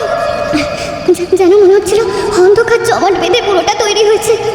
আমাদের দেখে ও চিপটা দিয়ে না ঠোঁটটা চাটছিল। লাল টকটকে ছিল চিপটা, চোখ দুটো খুব সাংঘাতিক। দোস্ত, এতক্ষণ ভূতের গল্প শুনে তুই পুরো হ্যালুসিনেট করছিস। ওখানে কেউ আসবে কিভাবে? আরে বাড়িটার হাইট দেখেছিস? হ্যাঁ, দোতলাটাই 3 তলার মতো উঁচু। এই ছাদ 4 তলায়, 40 ফুট উঁচু তো হবেই। হ্যাঁ, কম নয়। কেউ আসবে কি করে ওই দেওয়ালের ওপর? হ্যাঁ, আমি মোবাইলের আলোটা জ্বালিয়ে ওদিকে ফেললাম। কেউ কোথাও নেই, তবে আমিও কিন্তু কিছু একটা দেখেছিলাম ওখানে। ওদিকে এগোতেই মেহেক বলল, কি দরকার ওদিকে যাওয়ার? চল আমরা ঘরে যাই। আমাকে একটা পেন কিলার খেতে হবে, ব্যথার জায়গাটা টনটন করছে। মাটিতে বসতে ভীষণ কষ্ট হচ্ছে আমার। জ্বর আসবে বলে মনে হচ্ছে তো এবারে। এই হাওয়া আর ভালো লাগছে না। তবুও আমি ওই দিকটা একটু এগিয়ে গেলাম। রেলিংটা কেমন যেন ভেজা ভেজা মনে হলো। একটা আঁশটে গন্ধ নাকে এলো। তর্জনী দিয়ে রেলিংটা স্পর্শ করতেই সেখান থেকে চটচটে কিছু হাতে লাগলো। পেশার খাতিরে এই জিনিস আমি চিনি, টাটকা তাজা রক্ত। ওদের কিছু বললাম না। এমনিতেই মেয়েরা ভয় পেয়েছে। নিচু হয়ে দেখলাম নিচে জমাট অন্ধকার। ছাদের কোণে একটা কল ছিল। হাতটা ধুয়ে বললাম, নিচেই চল, ঘরে গিয়ে বসে। তোরা যা, আমরা এসব গুছিয়ে নিয়ে আসছি। সাকেত, ফোনের আলোটা একটু জ্বালাতো। যশ বলল। আমার ফোন নিচের ঘরে, চার্জে বসিয়ে এসেছি ওপরে আসার আগে। সাকেত বলল। আমি আর সাক্ষী ফোনের আলো জ্বালিয়ে দিই। মেহেক আবার আমাদের কাঁধে ভর দিয়ে উঠে দাঁড়ায়। রায়ান ওর ফোনটা জ্বালিয়ে আমাদের সিঁড়িতে এগিয়ে দেয়। সিঁড়ির কয়েকটা ধাপ নামতেই ওর ফোনটা দপদপ করে বন্ধ হয়ে যায়। সারাদিনে চার্জ হয়নি। নিচের বারান্দার টিমটিমে আলোটাও জ্বলছে না। পুরো বাড়িটাই এক রহস্য ঘন অন্ধকারে মোড়া। মেহেক মিনমিন করে বলে, আমার কিন্তু এবার ভয় করছে। চল, এখনো সময় আছে, আমরা মুর্শিদাবাদে চলে যাই। আমি ওর হাতটা শক্ত করে ধরে বলি, এইটুকুতেই এত ভয় তোর? আর এটা তো লোডশেডিং মনে হচ্ছে। আমরা ছাদে ছিলাম, টের পাইনি। দাঁড়া, ওদের সবাইকে ডাকি আমি। আমার ছেড়ে কোথাও যাস না প্লিজ, কোথাও যাস না। মেহেক জড়িয়ে ধরে আমায়। অবশেষে সবাই এসে মেহেকদের ঘরটায় বসলাম। ড্রয়ারে মোমবাতি রেখে গিয়েছিল আব্দুল। মোম জ্বালানো। মোমের আলোয় আমাদের কেঁপে কেঁপে ওঠা ছায়াগুলো দেখি কেমন যেন গাটা ছমছম করছিল। আড্ডা আর কিছুতেই জমল না। তাল কেটে গিয়েছিল কেমন যেন। একসময় সাকেত বলল, চল এবার খেয়ে নিয়ে শুয়ে পড়ি, জেগে থাকলে এসব উল্টোপাল্টা চিন্তা মাথায় আসবে। রায়ান বলল, আমি খাবার গরম করি বলো। গরমের আবার কি দরকার? আরে বিকেলেই তো রান্না করা হয়েছে চিকেনটা। যখন দিয়ে গেল বেশ তো গরমই ছিল, এমনি এমনি খেয়ে নেবো। হ্যাঁ, সাক্ষী বলে। ও পেপার প্লেট বার করে ওদের ব্যাগ থেকে। রায়ান টেবিলের ওপর থেকে চিকেন কষাটা আনতে গিয়ে ঢাকাটা সরাতেই কেমন যেন চমকে ওঠে কয়েকটা সেকেন্ড। তারপর ওয়াক তুলে ছুটে যায় পাশের বাথরুমে। ওর আবার কি হলো? যশ এগিয়ে যায় মাংসর গামলাটার দিকে। সাকেত রায়ানের পেছন পেছন দৌড়ে যায়। গামলাটার দিকে তাকিয়ে নাকে রুমাল চাপা দিয়ে যশ বলে, সবটাই ওই আব্দুলের কারসাজি। ব্যাটার এই বাড়িতে লোক না থাকলে কোনো সুবিধা হয় কোথাও? এত বড় বাড়িটা ওদের দখলেই রয়েছে। ওই করছে তো এইসব কাজ, কিন্তু আমায় ভয় দেখিয়ে পার পাবে না। আমি উঠে এসেছিলাম। গামলাটার দিকে তাকিয়ে আঁতকে উঠলাম। কাঁচা মাংস, চর্বি আর রক্তের ভেতরে এক রাস পোকা ভন ভন করছে। গামলাটা ধরে বাইরে বার করে দিলাম। কিন্তু মাংসটা যখন দিয়ে গিয়েছিল গরম ছিল, আমিও দেখেছিলাম। সাক্ষী কিছু বলতে গিয়েও চুপ করে গেল। অ্যালেন কেমন যেন চুপচাপ হয়ে গিয়েছিল। হঠাৎ ও বলল, তোমরা যা ভাবছো তা নয়। Something is here. একটা কিছু আছে এখানে, আমি ফিল করছি। এই, তুমি আর এসব বলো না। রাতটা কাটলে আমি থানায় যাব। দেখা যাক, ভূত পিশাচ যেই হোক, আমি তাকে এই বাড়ি থেকে। যশের কথা শেষ হলো না। কে যেন হেসে উঠল খিক করে, ঠিক পাশের ঘরে। সঙ্গে নুপুরের আওয়াজ। আমি ছুটে যাচ্ছিলাম, যশ আটকালো। বলল, লুকোনো স্পিকার আছে কোথাও। গিয়ে লাভ নেই, সবাই এই ঘরেই থাকবো। এই, ফালতু ভয় পাবি না তোরা। আমার ব্যাগে কড়া পাকের সন্দেশ ছিল। বের করে বললাম, বিস্কুট, সন্দেশ আর চিপস রয়েছে, এই দিয়েই আজ ডিনার হোক। সবাই একটা করে সন্দেশ নিল। আসলে খাওয়ার ইচ্ছেটাই চলে গিয়েছিল সবাই। মেহেকের পেন কিলার খেয়ে ঘুম পাচ্ছিল। ও আর সাক্ষী শুয়ে পড়ল। ঘরের পেছনের দিকের ব্যালকানিতে এসে দাঁড়ালাম আমি। বাড়িটার পেছন দিকেটা। এপাশে পদ্মা বেশ চওড়া, ওপারে বাংলাদেশ। একটা সিগারেট ধরালাম। যশ এসে দাঁড়াতো, কেউ দিলাম। বাতাসে কয়েকটা রিং ভাসিয়ে ও বলল, কেন ভয় দেখাচ্ছে বলতো? জানি না, বাড়িটার লোকেশন দারুণ। তুই ডিটেকটিভ লাগে, আমার চেনা এজেন্সি আছে, নাম্বার দিয়ে দেবো তোকে। ও এক মনের সিগারেটে টান দিয়ে চলল। হঠাৎ আমার চোখ আটকে গেল দেওয়ালে। একতলা আর দোতলার দেওয়ালের মাঝে দেওয়াল বেয়ে কিছু একটা উঠে আসছে। এই ঘন ঘন অন্ধকার ওটা কি? ঠিক বুঝতে না পারলেও জিনিসটা যে ভালো কিছু নয় বুঝতে সময় লাগলো না। অনেকটা হনুমান জাতীয় কিছু, যেন হামাগুড়ি দিয়ে উঠে আসছে। কিন্তু প্লেন দেওয়াল বেয়ে উঠছে কিভাবে? তবে কি ওটা সেই তক্ষকটা? যশ নদীর দিকে তাকিয়ে ধোঁয়া ছাড়ছে। ফিসফিস করে বললাম, ভাই ভাই দেখ তোটা কি? ও ঘুরে তাকাতেই দেখি জিনিসটা চট করে কোথায় হারিয়ে গেল। খসে পড়লো যেন। কিন্তু খসে পড়ার মুহূর্তে ওর টকটকে লাল জিপটা আমি দেখতে পেয়েছিলাম। এটাকেই তখন ছাদে দেখেছিলাম বলে মনে হল। যশ কিছু বলার আগেই ওকে টেনে ঘরে নিয়ে এলাম। দরজা বন্ধ করে বললাম, কেউ বাইরে যাবে না, আমরা পালা করে রাতটা জেগে কাটাবো। মেয়েরা ঘুমিয়ে থাকুক, আপাতত আমি জেগে আছি। অ্যালেন বিড়বিড় করে বলল, ও আমাদের দেখছে, ওটাও জেগে আছে, ও প্রতিশোধ নিতে চায়। আমার বুকের কাছে গরম কিছু একটা ছ্যাঁকা লাগছিল। কেঞ্জির ভেতরে হাত ঢুকিয়ে চমকে উঠলাম। দিন 15 আগে মাকে নিয়ে মায়ের গুরুদেব শ্রী অরবিন্দ আচার্যের কাছে গিয়েছিলাম, দক্ষিণেশ্বরে এই আশ্রম। গুরুদেব মানুষটা বড্ড ভালো, গেলে মন প্রসন্ন হয়। সেদিন উনি হঠাৎ আমার দিকে তাকিয়ে বলেছিলেন, তোর সামনে একটা বড় ফাঁড়া আছে, এই লকেটটা গলায় পরে থাকিস, তোকে বিপদের আভাস দেবে এটা। একটা সাদা পাথরের লকেট, গলার চেনে ঝুলিয়ে রেখেছিলাম গুরুদেবের কথায়। লকেটটা কিভাবে যেন গরম হয়ে উঠেছে, বের করে আরো অবাক হলাম, সাদা পাথরটা টকটকে লাল হয়ে গিয়েছে। অ্যালেন আমার দিকে তাকিয়ে বলল, What is this? Show me. আমি লকেটটা দেখিয়ে বললাম, জেমস্টোন। মোমবাতিগুলো নিভে আসছিল, ছোট হয়ে গেছে। শাকের ড্রয়ার ঘেটে বলল, এই ঘরে আর মোম নেই, পাশের ঘর থেকে আনতে হবে। রায়ান উঠে আনতে যাচ্ছে। আমি ওকে বললাম, একা যেতে দেবো না, আমিও যাব। তোরা এমন ভীতু হলি কবে থেকে? হ্যাঁ, কাউকে যেতে হবে না, আমি একাই যাচ্ছি। বলে জজ গটগট করে পাশের ঘরে চলে গেল। ও যা রেগে যাচ্ছিল, বললেও কারোর কথা এখন শুনবে না। কয়েক মিনিট পার হয়ে গেল, মোমবাতিগুলো দপদপ করতে করতে দুটো নিভে গেল, আর মাত্র একটা জ্বলছে। প্রায় সবার মোবাইলের চার্জ শেষ। সাকেতে একটা পাশের ঘরে চার্জে দিয়েছিল, কারেন্ট নেই তাই চার্জ হয়নি। রায়ান এবার উঠে বলল, এই মোমবাতি আনতে যশের এত সময় লাগছে কেন? কে জানে, একবার গিয়ে দেখবো। আমি বললাম, আর এই অন্ধকারে তালা খুলে ঢুকবে, খুঁজবে, কোন ঘরে আছে কে জানে, চলে আসবে, দাঁড়া। আরও কয়েক মিনিট পর শেষ মোমটাও নিভে গেল। ঘরটা গ্রাস করলো ঘুটঘুটে নিকশ কালো অন্ধকার। আমি আর সাকেত আর বসে থাকতে পারলাম না, জশকে খুঁজতে বের হলাম। বাইরেও চাপ চাপ অন্ধকার। মোবাইলের যুগে টর্চ ব্যবহার ভুলেই গেছি আমরা, নিয়েও আসিনি সঙ্গে। পাশের ঘরটার দরজায় তালা, ওধারের ঘরে সাকেতের ফোন ছিল। দরজাটা ভেজানো মনে হয়, ওখানেই বোধহয় যশ আছে। দুবার যশের নাম ধরে ডাকলাম আমি, সাড়া নেই। দরজা ঠেললাম, খুলছে না, ভেতর থেকে বন্ধ। কিন্তু এই অন্ধকারে যশ দরজা ভেতর থেকে বন্ধ করবে কেন? এবার বেশ জোরে ঠেললাম, যশের নাম ধরে ডাকলাম, কেউ সাড়া দিল না। হঠাৎ কি মনে হতে আমার গলার লকেটটা দরজায় ঠেকাতেই দরজা দড়াম করে খুলে গেল। ঘরের ভেতরে যেন আরও জমাট বাঁধা অন্ধকার। যশের নাম ধরে ডেকে এবারেও সাড়া পেলাম না। আমাদের ডাকাডাকিতে অ্যালেন আর রায়ানও বেরিয়ে এসেছিল পাশের ঘর থেকে। অ্যালেনের ঘড়িতে ইমার্জেন্সি আলো ছিল। সেই টিমটিমে আলো জেলে ঘরটায় ঢুকতেই চমকে উঠলাম আমরা। যশ মেঝেতে উল্টে পড়ে আছে, আর ওর মাথার নিচের কার্পেট রক্তে ভিজে উঠছে ধীরে ধীরে। লাফিয়ে ঘরে ঢুকলাম আমরা। পদ্মার দিকের দরজাটা খোলা, উহু করে হাওয়া ঢুকছে ঘরে। আমি বারান্দার দরজাটা বন্ধ করতে গিয়ে দেখি ছিটকিনি ভাঙা। মেঝেতে 4টে মোম গড়াগড়ি খাচ্ছে।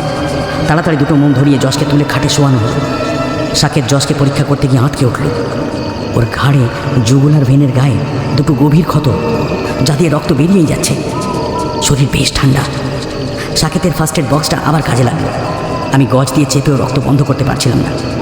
অ্যালেনোর পকেট থেকে একটা ছোট্ট শিশি বার করে কয়েক ফোঁটা জল যশের মুখে দিল। বলল ওটা হোলি ওয়াটার, দুষ্ট আত্মাদের থেকে ওকে রক্ষা করবে। কিন্তু জলটা ওর ঠোঁটের কষ বেয়ে গড়িয়ে গেল। সাকেত আর রায়ান যশের হাত পা ঘষছে। শরীর তবু ঠান্ডা বরফ, তবে ক্ষীণ শ্বাস চলছে। সাকেত বলল, ওকে হাসপাতালে নিতে হবে, দেরি করা যাবে না, কুইক। সাক্ষী কখন এই ঘরে চলে এসেছে আমরা কেউ খেয়াল করিনি। ও স্তব্ধ হয়ে দাঁড়িয়েছিল দরজায়। হঠাৎ কেঁদে উঠে বলল, দেখলি তো তোরা, জোশের জেদের জন্যই এটা হলো। হঠাৎ আমার মনে পড়ল, মেহেক ওই ঘরে একা, ও ঘরে আলোও নেই। আমি একটা মোম হাতে নিয়ে বললাম, মেহেক একা, আমি আলোটা ওর ঘরে দিয়ে আসছি। কিন্তু প্যাসেজে আসতেই আমার হাতের মোমটা নিভে গেল। ঘরে ঢুকে লাইটার দিয়ে মোমটা জ্বালিয়ে খাটের দিকে তাকাতেই আমার সারাটা শরীর অবশ হয়ে গেল। আমি ভয়ে চিৎকার করতেও ভুলে গেলাম। কয়েকটা মুহূর্ত, যেন কয়েক যুগ, আমার পা দুটো যেন মাটিতে গেঁথে গিয়েছিল। মেহেকের পায়ের ব্যান্ডেজ মাটিতে গড়াচ্ছে। একটা কালো কুচকুচে কাপড় জড়ানো অবয়ব ওর পায়ে মুখ লাগে রক্ত চুষে খাচ্ছে। অবয়বটা কোনো মহিলার মনে হচ্ছে। এক ঢাল চুল তার পিঠ জুড়ে ছড়িয়ে পড়েছে। অবয়বটা আমার দিকে তাকাতেই দমকা হাওয়ায় আবার আমার হাতের মোমটা নিভে গেল। আর ওই সেকেন্ডের ভগ্নাংশে আমি দেখলাম ওই মুখ কোনো মানুষের নয়, একটা পচা গলা শরীর, নাকের গর্তে পোকা কিলবিল করছে।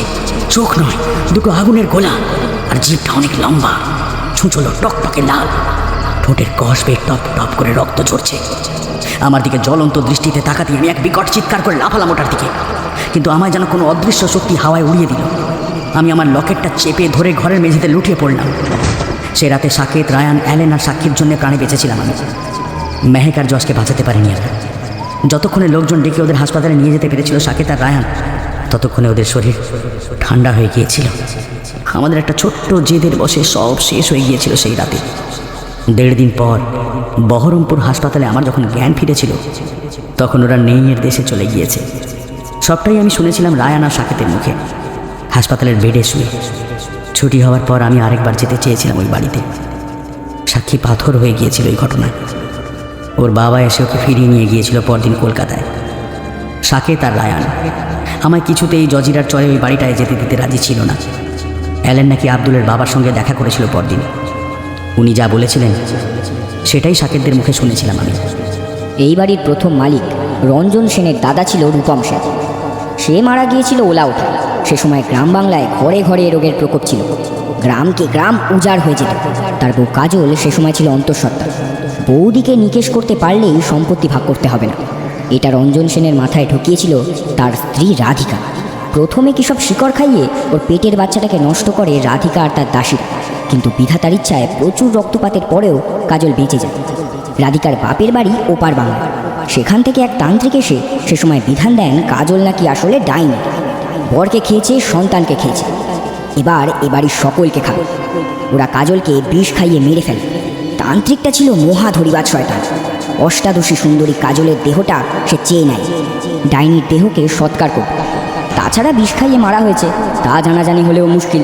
রঞ্জন সেন তাই দেহটা দিয়ে দেন তান্ত্রিককে। কেন? থানা পুলিশ হয়নি? আমি জানতে চাই। টাকা দিয়ে সবার মুখ বন্ধ করে দিয়েছিল রঞ্জন সেন। তিনি ছিলেন জমিদার। কাজলের বাপের বাড়ি ছিল সেই কুমিল্লায়। কেউ খবর দেওয়াচ্ছিল না। কিন্তু কাজলের যন্ত্রণা এখানেই শেষ নয়। তান্ত্রিক সেদিন অমাবস্যার রাতে বাড়ির পিছনে পদ্মার চরে সব সাধনায় বসেছিল। একসময় তন্ত্রের মাধ্যমে কাজলের ভেতরে এক পিশাচকে জাগিয়ে তোলে সে। কিন্তু প্রেত সাধনা বড় ভয়ঙ্কর জিনিস। ক্ষণিকের ভুলে সর্বনাশ হয়ে যেতে পারে। তান্ত্রিক ভুলে গিয়েছিল সদ্য মৃত কাজল মরেছিল চরম অতৃপ্তি নিয়ে। সন্তানের মৃত্যুর পর ওর শরীর ছিল প্রায় রক্তশূন্য। পিশাচে পরিণত হয়ে প্রথমেই সে তান্ত্রিকের রক্ত চুষে খায়। এরপর রঞ্জন সেনের পরিবারের ওপর বিপদের মেঘ ঘনিয়ে আসে। প্রথমে তার স্ত্রী, বাড়ির 2 দাসী, চাকর, দারোয়ান এক এক করে মারা যায়। প্রত্যেকের রক্তশূন্য দেহ পাওয়া যেত বাড়ির বাগানে নয়তো ছাদে। সে সময় রঞ্জন সেনের কুলগুরু আচার্য রুদ্রনাথ শাস্ত্রী এসেছিলেন ওই বাড়িতে। তিনি পিশাচের কথা শুনে বাড়িটার একটা বন্ধন দিয়ে বাগানে কুলদেবীর মন্দির প্রতিষ্ঠা করে মূর্তি বসিয়ে দেন। তারপর 10 বছর সব ঠিক ছিল। রঞ্জন সেন আবার বিয়ে করেন। তার এক পুত্র হয়। দেশভাগের সময় তিনি গুরুদেবের কথায় কুলদেবীকে সঙ্গে নিয়ে রাজশাহী ফিরে যান। ঠিক তার 2 দিন পর এক দুর্যোগে সেই মন্দির ধ্বংস হয়ে যায়। পদ্মার ভাঙনে বাড়ির বাউন্ডারির ওয়াল ভেঙে যায় এবং এরপরই যারাই ওই বাড়িতে থাকতে এসেছে দুর্ঘটনার কবলে পড়েছে। দ্যাট মিন্স এত বছর ধরে এই বাড়িতে এক ভ্যাম্পায়ার রাজ করছে। অ্যালেন বলে ওঠে। পুরো ঘটনা শোনার পর আমি আরও গভীর চিন্তায় ডুবে গেলাম। এইভাবে এই 23 সালেও আমরা এক অতৃপ্ত আত্মার কাছে হেরে যাব। মেহেক আর যশকে হারিয়ে খালি হাতে বাড়ি ফিরে যাব। আমাদের আগে অনেকেই প্রিয়জনকে হারিয়েছে। এরপর হয়তো আরও অনেক অ্যাডভেঞ্চারের নেশায় ওই বাড়িতে আসবে, জেদের বসে নিজেদের প্রিয়জনকে হারাবে। এর কি কোনো শেষ নেই? সাকেত আর রায়ানকে বললাম, আমি একবার আব্দুলের বাবা বা ওই গ্রামের অতি বৃদ্ধ কেউ থাকলে তার সঙ্গে দেখা করে কথা বলতে চাই। তার চেয়ে তুই ওই আচার্য রুদ্রনাথ শাস্ত্রীর ছেলে সূর্যনাথ শাস্ত্রীর সঙ্গে কথা বলতে পারিস। আজ পেপারে খবরটা বেরিয়েছে। সেখান থেকে এক রিপোর্টার ওর একটা বাইট জুড়ে দিয়েছে। এই যে দেখ, উনি মুর্শিদাবাদেই থাকেন। ফোনে ছবি তুলে রেখেছিল সাকেত। ফোনটা এগিয়ে দিল। দেখলাম ভদ্রলোক বলেছেন, ওই বাড়িতে আছে এক অতৃপ্ত আত্মা। যতদিন ওই অতৃপ্ত আত্মার মুক্তি না হবে ওই বাড়িতে কেউ থাকতে পারবে না।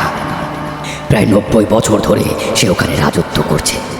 এত লোকের রক্ত পান করে সে আরও শক্তিশালী হয়ে উঠেছে। তাই আগে সেই পিশাচের মুক্তির জন্য বিশেষ যজ্ঞ করাতে হবে। সাকেতকে বললাম, তুই চিনিস ওই ভদ্রলোককে? নাম শুনেছি, খুব বড় পুরোহিত উনি। খুব বেশি লোকের সঙ্গে মেশেন না, সতীর ঘাটের কাছে থাকেন। ভদ্রলোকের সঙ্গে পরিচয় নেই আমার, তবে তুই যেতে চাইলে নিয়ে যাব। পরদিন আমরা এসেছিলাম শাস্ত্রী মশাইয়ের পৈতৃক বাড়িতে, সতীর ঘাটে। বাড়ির সামনে নবগ্রহ মন্দির, পাশেই মা কালীর মন্দির। সাদা চুল দাড়িতে অশীতিপর বৃদ্ধ ভদ্রলোককে দেখতে অনেকটা কবিগুরুর মতো লাগছিল, তবে বয়স বোঝা যায় না। পরনে সাদা ধুতি, পাতলা সাদা ফতুয়ার ভেতর পইতে দেখা যাচ্ছে। ভদ্রলোক আমাদের সব কথা শুনলেন, তারপর বললেন, বাবার কাছে শুনেছিলাম ওই মহিলা খুব দেবী ভক্ত ছিল। স্বামীর মৃত্যুর পর নিকটজনের থেকে একের পর এক আঘাতে পাথর হয়ে গিয়েছিল। আপনার বাবা ওকে দেখেছিলেন? আমি জানতে চাই। বাবা মশাই মানে আমার দাদু সেন পরিবারের কুলগুরু ছিলেন।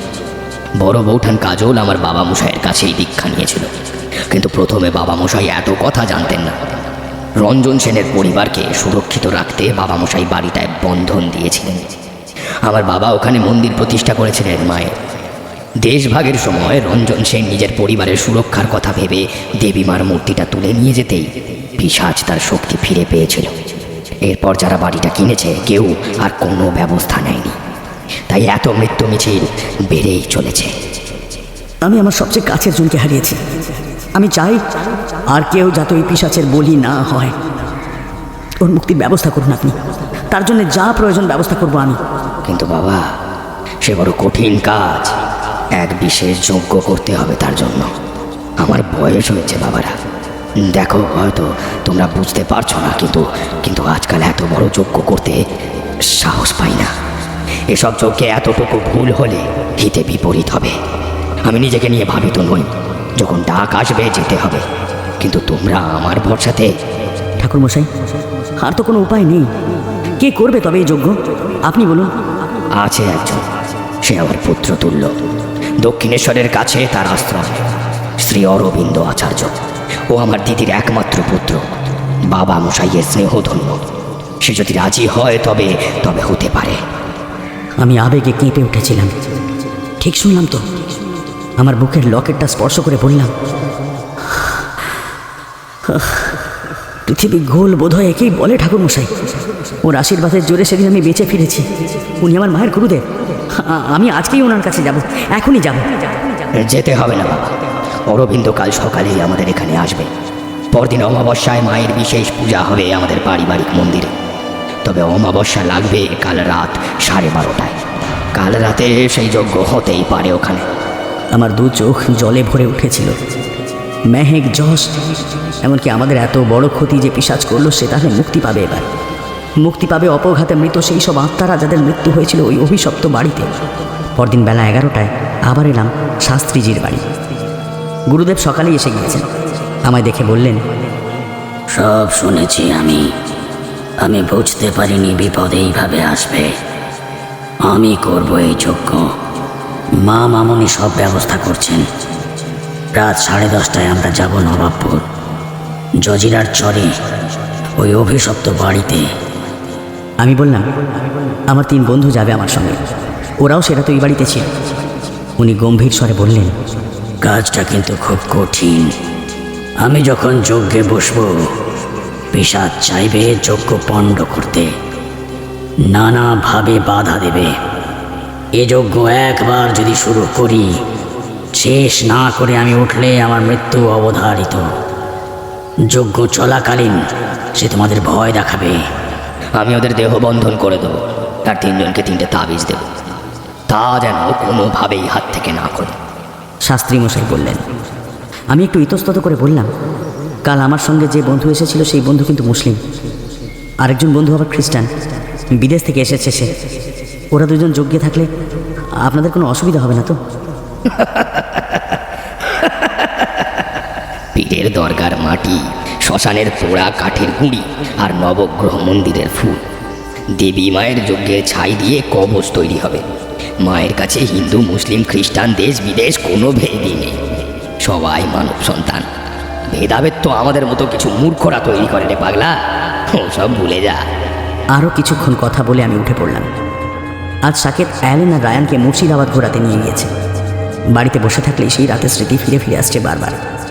তাই আমি বলেছিলাম ওদের আজ ঘুরে আসতে।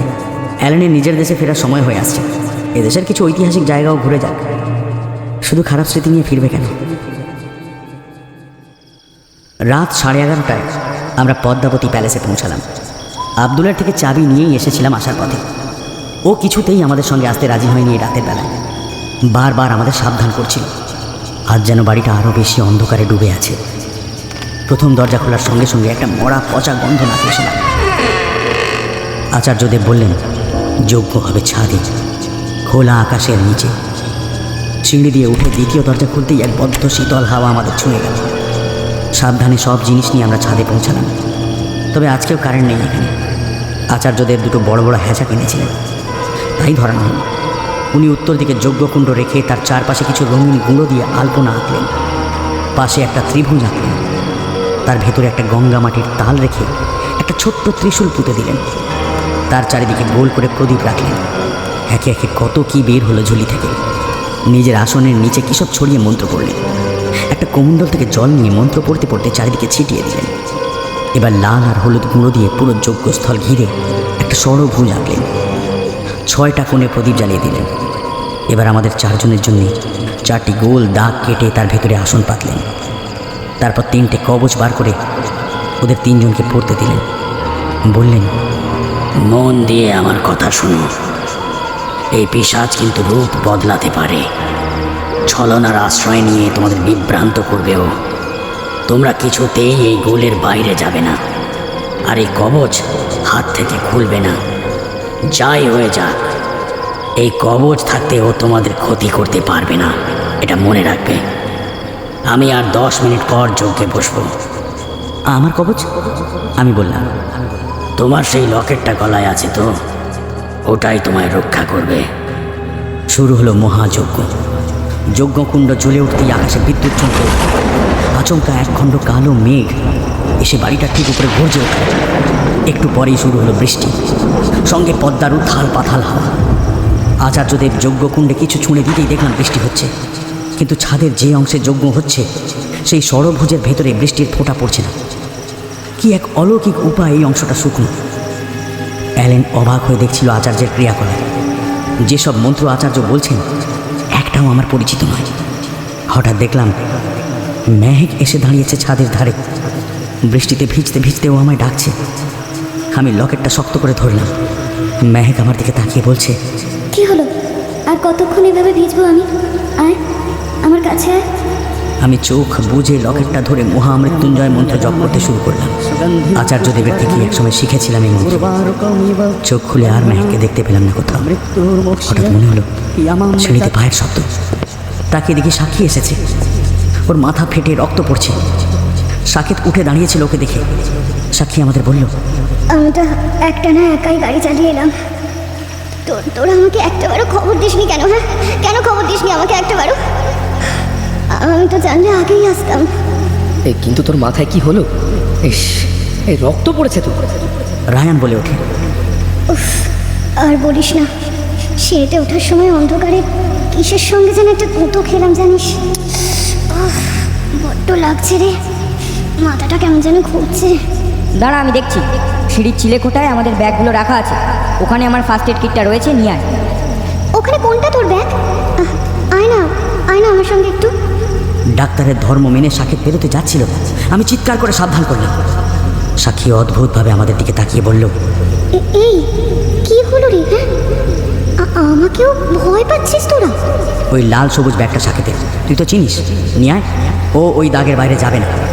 আমি বললাম, আরে আমি তো সাক্ষী রে, আমি তোদের এতদিনের বন্ধু। আজ তো আমার যশও বেঁচে নেই, আমার মেহেকও বেঁচে নেই, তাই বলে তোরা আমাকে এভাবে। তুই কিভাবে এলি এত রাতে? আমি প্রশ্ন করলাম।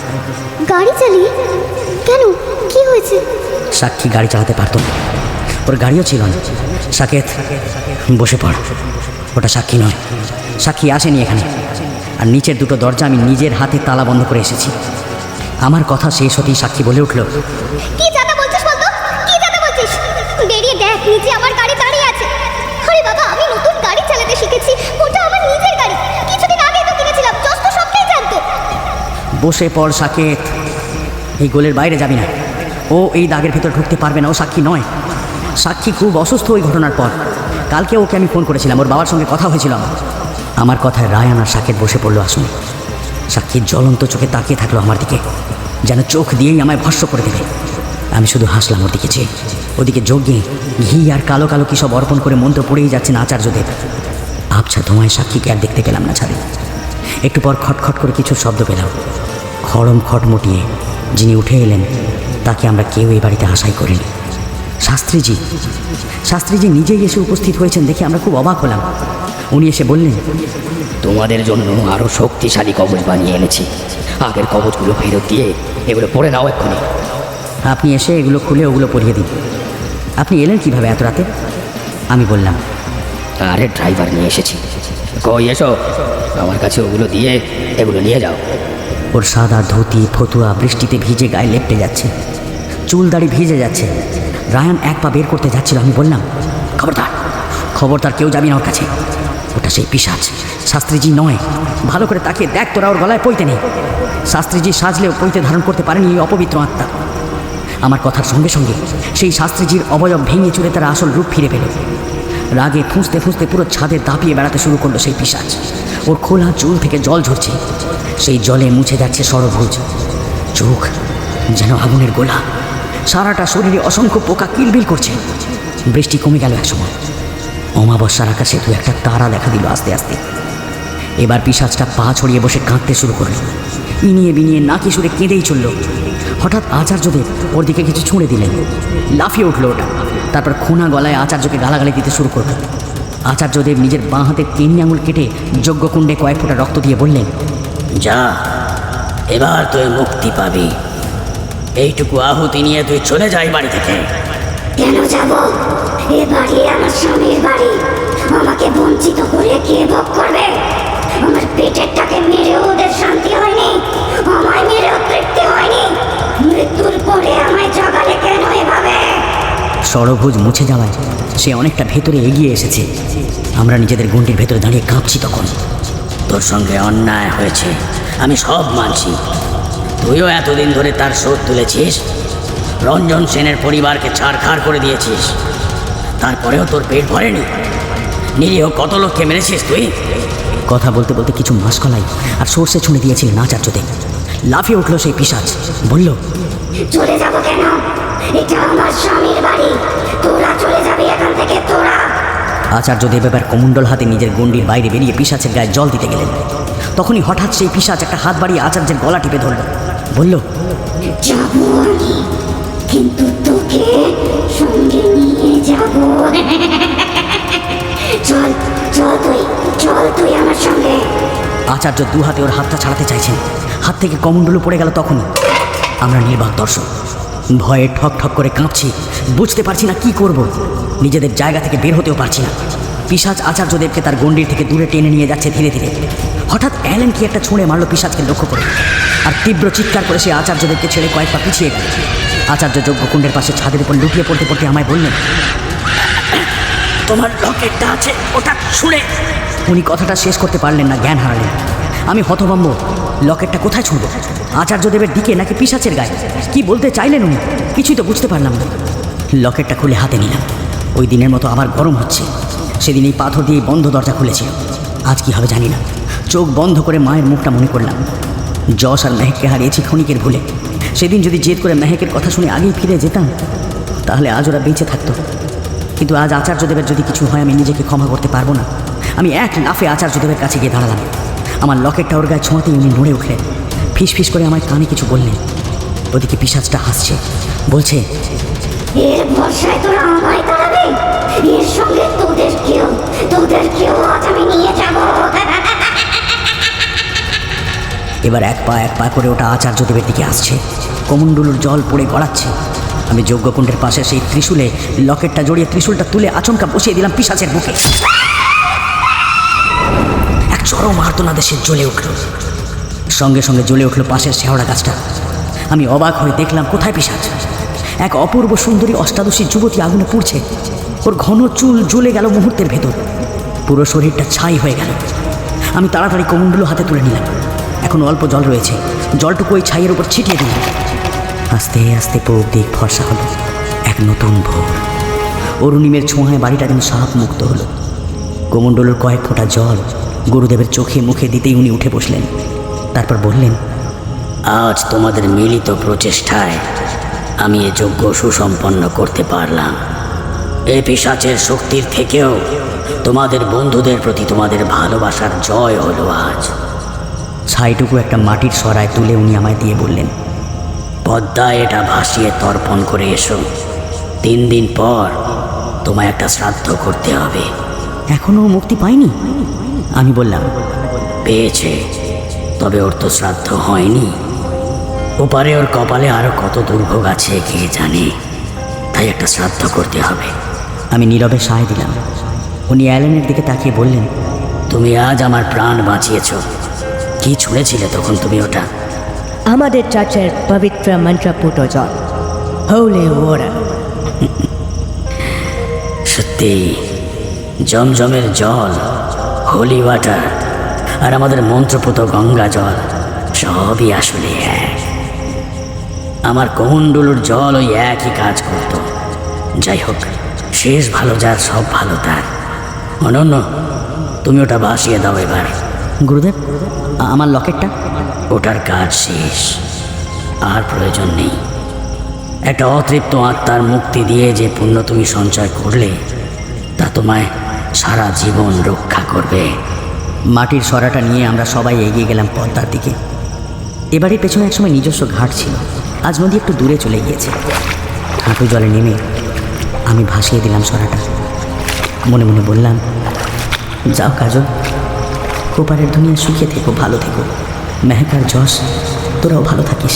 তোদের স্বাদ হয়তো এটুকুই ছিল এই জীবনে। এক ঝলক ঠান্ডা বাতাস আমায় ছুঁয়ে গেল।